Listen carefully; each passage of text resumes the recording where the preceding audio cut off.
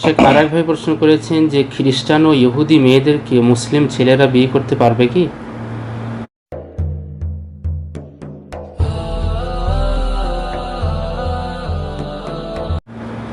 খ্রিস্টান ইহুদি আহলে কিতাবদের মেয়েদেরকে মুসলিম ছেলেরা বিয়ে করতে পারবে, আল্লাহ তাআলা হালাল করেছেন সূরা মায়দা 5 নম্বর আয়াতে।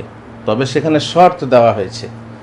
প্রথমত সেটা হচ্ছে যে তারা আহলে কিতাব হবে, প্রকৃতিগত আহলে কিতাব, যেটা সত্য সত্যি আহলে কিতাব, বিকৃত নয়। যেমন আমাদের মুসলমানদের অনেকে অমুসলমান আছে, মুসলমান নাম কিন্তু অমুসলমান। অনেক নাস্তিক আছে, অনেকে ওই যেমন কাদিয়ানি আছে, অনেকে যেমন বিভিন্ন ধরনের আছে যারা মুসলমান থেকে সরে গেছে।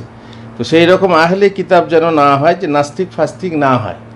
দ্বিতীয়ত হচ্ছে সতী হতে হবে, সতী মানে অসতী হলে তাকে বিয়ে করা যাবে না, মুসলমানদের মধ্যেও আর আহলে কিতাবদের মধ্যেও।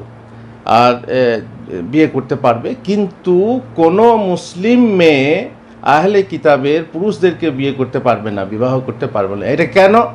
এটা যেমন ওই যে শরীয়তের উদ্দেশ্য হচ্ছে যে আল ইসলামু কি বলে ইউলা ওয়ালা ইউলা আলাই, মানে ইসলাম উঁচু হবে এবং তার উপরে কেউ উঁচু হতে পারবে না।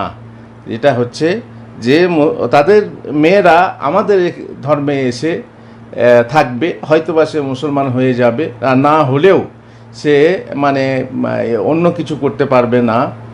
ইসলাম গ্রহণ না করলেও ইহুদি বা খ্রিস্টানদের যে আসল ইহুদি মেয়ে মুসলমান না হলেও থাকতে পারবে। আর এছাড়া অন্য ধর্মাবলম্বী যারা মেয়ে আছে, তারা ইসলাম গ্রহণ না করা পর্যন্ত কোনো মুসলিম ছেলের স্ত্রী হতে পারবে না। তো যাই হোক, শরীয়তের ইচ্ছা তাই হয়েছে, এটা আল্লাহ তাআলা জায়েজ করেছেন। জাযাকাল্লাহ খাইর। ومن أحسن قولا ممن دعا إلى الله وعمل صالحا وقال إنني من المسلمين